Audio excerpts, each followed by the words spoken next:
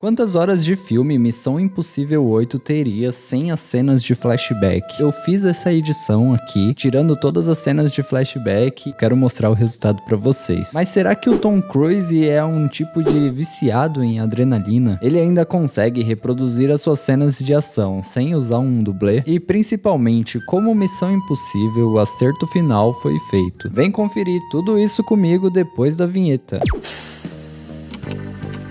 Com 63 anos de idade, o Tom Cruise é protagonista pela 8ª vez do filme Missão Impossível. I need you to trust me. One last time. Interpretando o Ethan Hunt. Cada Missão Impossível teve um diretor diferente até chegar no Missão Impossível Efeito Fallout, que é o 6º filme da franquia. Daqui pra frente temos o Christopher McQuarrie dirigindo os 3 últimos filmes. Christopher McQuarrie, que trabalhou em diversos filmes do Tom Cruise como roteirista, inclusive no Missão Impossível 4. Então pode-se dizer que ele subiu de cargo, venceu na vida, conseguindo se manter na direção nesses últimos 3 filmes. Eu costumo trazer aqui filmes que o protagonista se destacou e vale a pena ser lembrado aqui. Mas o Tom Cruise, ele tem tanto filme na sua carreira e são todos tão parecidos naquele formato de ação, onde o mocinho, ele salva o mundo de alguma ameaça. Mas nessa lista enorme tem 2 filmes que eu gosto bastante, que é o Guerra dos Mundos, que é bem clichê, porque eu acho que todo mundo tem alguma memória com esse filme, e o mais recente, o Top Gun Maverick. Mas nenhum é porque o Tom Cruise é o protagonista aqui no filme. É mais pelo que gira ali no entorno da construção desses filmes. Outro destaque no filme é a atriz Hayley Atwell, que pode ser mais conhecida pelo seu papel como Agent Carter. Essa é a Peggy Carter de que eu preciso.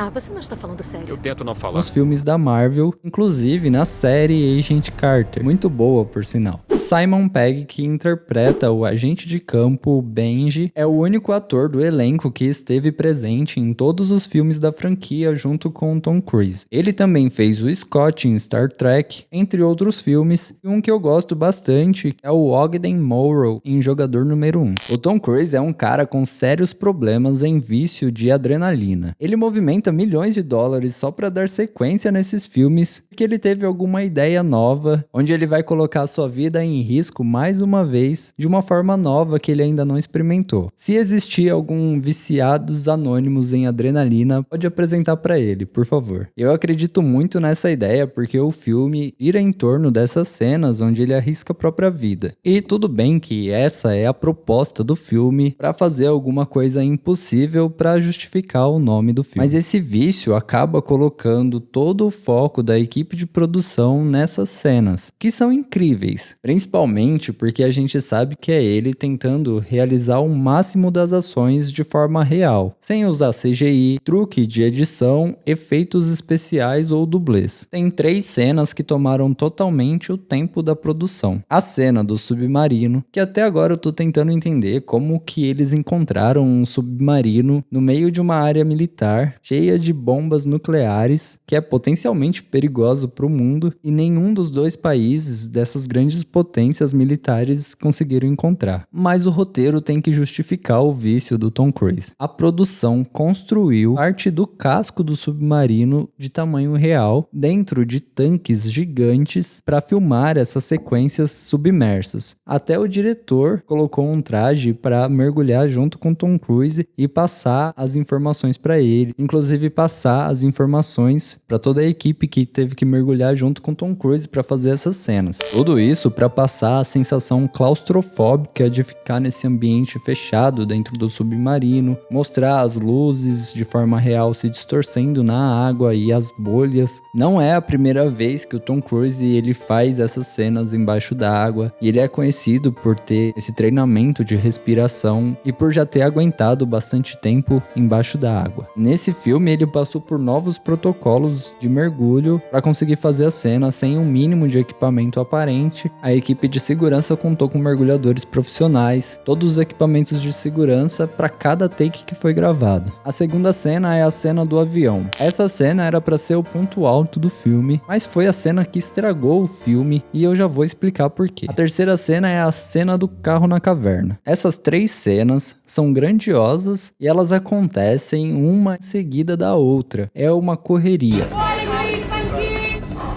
Just stay ahead of him. Here we are rolling. Here we go. We're set and 3, 2, 1.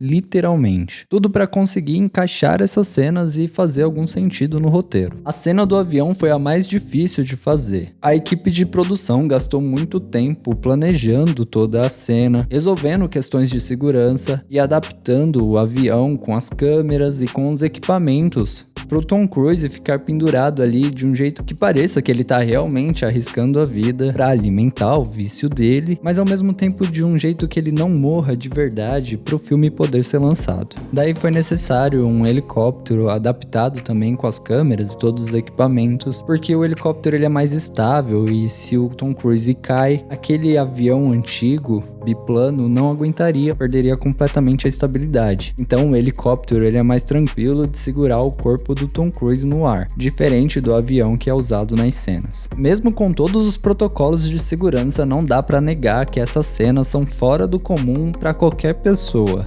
Mesmo o Tom Cruise já tendo feito outras cenas nessa mesma pegada, ele desmaiou algumas vezes por falta de um traje mais apropriado para estar em uma altitude de 10.000 pés, onde o principal problema é a falta de oxigênio. A cena ela foi planejada e criada quadro a quadro em um storyboard. Depois foi feita uma animação 3D para ver exatamente como a cena ficaria. E para que tudo seja gravado com pouquíssimos takes no ar, para que não sobrecarregue o avião e não aconteça nenhum acidente de verdade no set. E depois de adaptar o avião com todos os equipamentos e as câmeras, eles treinam várias vezes com o avião no chão, e depois de toda essa cena do avião, o Tom Cruise ainda vai pular de paraquedas sozinho, porque no filme o avião fica todo destruído e ele é obrigado a pular. Mas isso aqui é básico depois de tudo que ele já fez. Muita gente já pulou de paraquedas, inclusive eu já pulei de paraquedas, e eu sei que você tem 4 segundos ali antes de abrir o paraquedas de fato, para ele fazer aquela brincadeira de fingir que não tá conseguindo abrir o paraquedas, para depois ele realmente abrir de fato e não morrer de novo. Tirando essas 3 cenas que foram muito bem trabalhadas, o filme parece que tem uma edição amadora, com cortes bruscos e estranhos, transições que remetem ao primeiro filme. Uma pessoa importante morre no filme, mas ninguém tem tempo de esboçar um sinal de tristeza ou luto, porque os personagens têm que correr para salvar o mundo de uma coisa que só o Tom Cruise sabe que vai acontecer. Mas o Tom Cruise não se contenta em botar só a sua própria vida em risco, ele tem que botar a vida dos outros atores também. A Grace, interpretada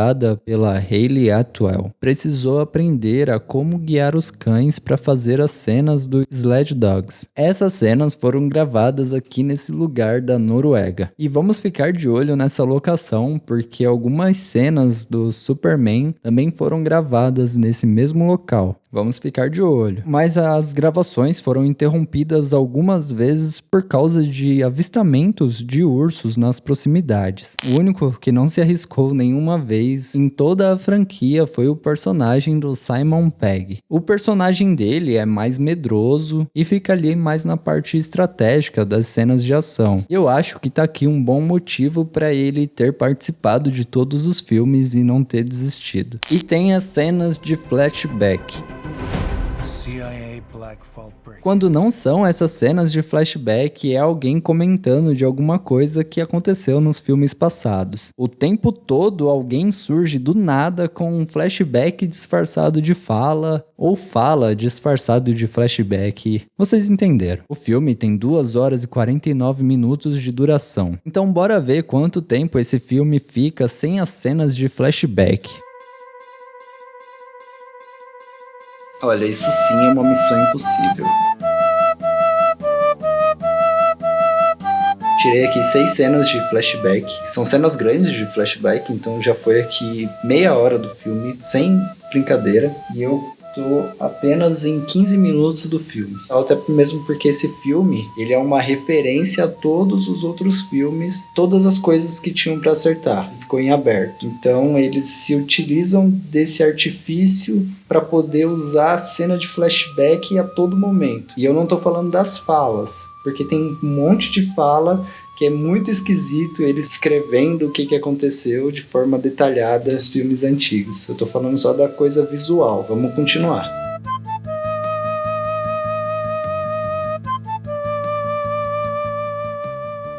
Ficou no final 2 horas e 28 minutos de filme. São 3 horas de filme praticamente, eu ia ficar muito tempo aqui. Eu sei que eu deixei muita cena de flashback ainda, de fala, né? E alguma coisa que eu deixei passar também, mas cara, é muita cena de flashback. Esse filme dava pra ter 2 horas assim, brincando. Fala pessoal, meu nome é Gabriel Clemente, eu sou designer e editor de vídeo. Tô deixando outro vídeo aqui na tela pra você assistir. Obrigado por assistir até aqui e até a próxima.